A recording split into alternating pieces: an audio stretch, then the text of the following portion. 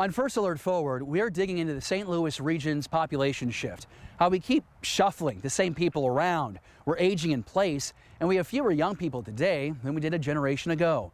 It matters because this impacts jobs, education, and whether communities, neighborhoods grow or struggle. I'm sitting down with two experts who are carving out a path to move the region forward. Matt Sandoval, you're a demographer here in town. You work at St. Louis University. Where's the bottom? We don't know exactly where the bottom is. We, based on the size of the city, in terms of land mass and the number of housing, we would hope the bottom is 250,000. But the challenge for St. Louis City is it is families with children who are leaving. And so when they leave, you're typically losing 5 people, maybe 6 people, and you have people coming in who tend to be single, or we call them dinks, double income, no kids. So I think when people are surprised, St. Louis City is the #1 entry point of all the cities in our region.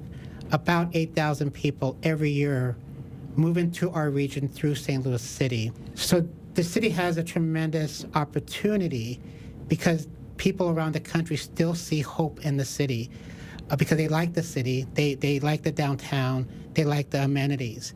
The challenge is how do you keep them here? How do you make the city what we call sticky? Otis, how do you account for that? As the interim president of SLDC, and you're trying to get development moving forward in the city, how big of a challenge is the population loss? Well, it's huge, obviously, as Ness has indicated. But our goal here is to build new housing or to repair housing, to make housing that is for families available again. And so our challenge now is to be able to find development partners and to be able to find the funds to help those houses be built. What we want to do is to be able to get all of the departments that need to approve a new development into the room at the same time and be able to speak to a developer, a builder, investor, and let them know what the requirements are, and hopefully within the next 24 hours, 48 hours, they can get that approval. In 2024, the region was ranked 47th in the country in terms of new housing permits.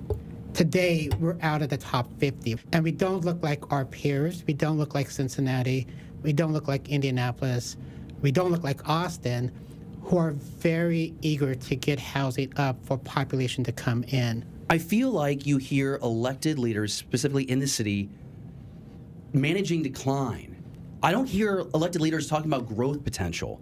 And so I'm wondering, like, do we need to hear our electeds say more about, we want to get our population back to 500,000. Here's how we're going to do it. I don't see or hear growth goals. Well, I think Mayor Spencer actually ran on a platform that sort of spoke, that was speaking to growth. And so first we have to stem that decline, but we also have to have a plan on how we want to grow. One of the things that we have to do is to stop making excuses for ourselves and be upbeat. We, the citizens of this region, have to be upbeat about our region and not make excuses. It's my understanding that when a building gets demolished, the census double pings us on lost population. Can you confirm if that's true? And are you going to challenge that? Should that be allowed? So I have made this recommendation to the Jones administration. So we do our own population estimates internally at SLU in our lab. And our estimates of the city numbers, it's higher than what the census provides. Unfortunately, I just have my reports, and everybody's going to use the census numbers. I believe that the city should be challenging these numbers. So when the data comes out in March, in about 6 weeks, the city will have about through mid-June to challenge the numbers. I'm convinced that if the city challenged it, they would win the challenge. But Francis Slay, his administration, they were challenging those numbers, and they often won. Otis, you spent time with the Slay administration. I mean, you've been involved for a significant amount of time. Yeah, there were times when there were challenges. Should we challenge? If there's a rationale or a reason that comes to fore, yes, we should at every opportunity. And I think those discussions will be had. Why you should challenge is you look at Detroit, because people look at Detroit and say that the city is fighting for the residents. So the new leaders should be challenging because they're sending a message to the city, we're going to fight for you. We may not always win, but we're going to go to the mat and fight the census. And I think they're going to win. What is the story, or what is the experience that we want to sell people on St. Louis? What are we about? Young people want adventure.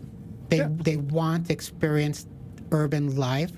We have it, but we do not sell it. We sell cheap. We say we're cheap. What we're trying to do is to work with the developers who have identified themselves there. Brian Mingus and group on the Laclede Landing and the Good Development Company on South Riverfront. We're working with them to try and revive and bring those redevelopments in so that they become a reality. I would just say when we look across the United States and we look at young people who are moving, many of them are moving to cities that have a vibrant riverfront. And so when you look at Cincinnati, tremendous amounts of efforts around developing and making the riverfront attainable. You look at Cleveland, they're working around the water around them. Every city now looks to these riverfronts as a form of redevelopment. We have the bones that will make this region glow.